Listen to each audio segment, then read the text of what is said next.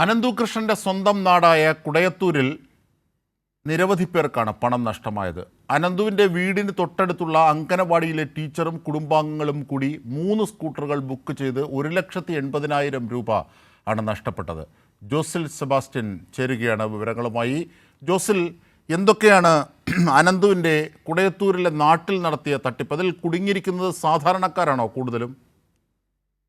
അനന്തു കൃഷ്ണനെതിരെയുള്ള തട്ടിപ്പ് കേസുകൾ കേരളത്തിൻ്റെ വിവിധ ഭാഗങ്ങളിൽ നിന്ന് എത്തുമ്പോൾ ഞാനിപ്പോൾ ഉള്ളത് അനന്തു കൃഷ്ണൻ്റെ വീടിന് അടുത്ത് തന്നെയുള്ള ഒരു അംഗൻവാടിയിലാണ്. ഈ അംഗൻവാടിയിലെ ടീച്ചറിന് തന്നെ പണം നഷ്ടപ്പെട്ടിട്ടുണ്ട് എന്നാണ് പറയുന്നത്. ടീച്ചറിൻ്റെ പേരെന്താണ്, എന്താണ് സംഭവം എന്ന് പറയുന്നത്? എൻ്റെ പേര് ബിന്ദു എന്നാണ്.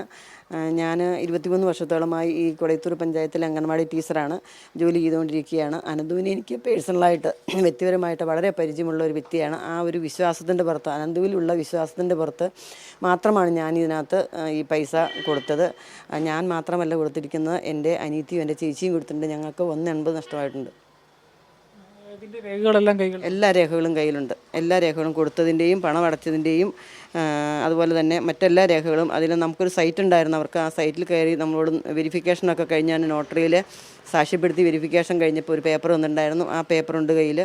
അതുപോലെ എല്ലാ രേഖകളും കയ്യിലുണ്ട്. പണം അടച്ചതിൻ്റെതായ സൈറ്റിൽ കയറിയപ്പോൾ 193 സീരിയലിലാണ് ഡിയോ ഹോണ്ടയുടെ വണ്ടിയാണ് ഞാൻ വെച്ചിരുന്നത് കിടക്കുന്നത്.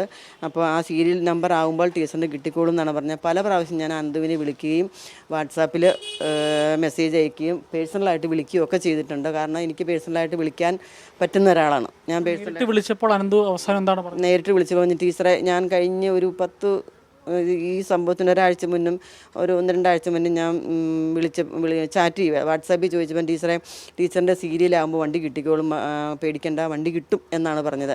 അപ്പോൾ എന്നോട് ആധാർ, ടീച്ചറിൻ്റെ പ്രൂഫെല്ലാം ഇട്ട് തരാൻ പറഞ്ഞു. ഞാൻ എൻ്റെ ആധാറൊക്കെ പേഴ്സണലായിട്ട് ഇട്ട് കൊടുത്തിട്ടുണ്ടായിരുന്നു. ഞാൻ പ്രയോറിറ്റി ലിസ്റ്റിൽ പെടുത്തി ടീച്ചറിന് തരാം എന്നൊക്കെ പറഞ്ഞു. പക്ഷേ ഇതൊന്നും ഉണ്ടായില്ല. പ്രയോറിറ്റി ലിസ്റ്റ് ഒന്നും വേണ്ടായിരുന്നു. എനിക്ക് സീരിയലാകുമ്പോൾ കിട്ടിയാലും മതിയായിരുന്നു.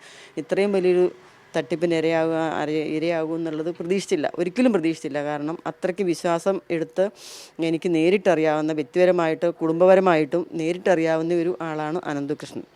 അതാണ് ടീച്ചറിനും പറയാനുള്ളത്. ടീച്ചറിൻ്റെ കുടുംബത്തിലെ തന്നെ 3 പേർക്കാണ് പണം നഷ്ടപ്പെട്ടിരിക്കുന്നത്. അതായത് 1,80,000 രൂപ ഈ അംഗൻവാടി ടീച്ചറിനും അവരുടെ കുടുംബത്തിൽപ്പെട്ടവർക്കുമായി മാത്രം നഷ്ടപ്പെട്ടിട്ടുണ്ട്. Cameraman Subhash ജെയിംസിനൊപ്പം ജോസൽ Sebastian, Kairali news, Idukki.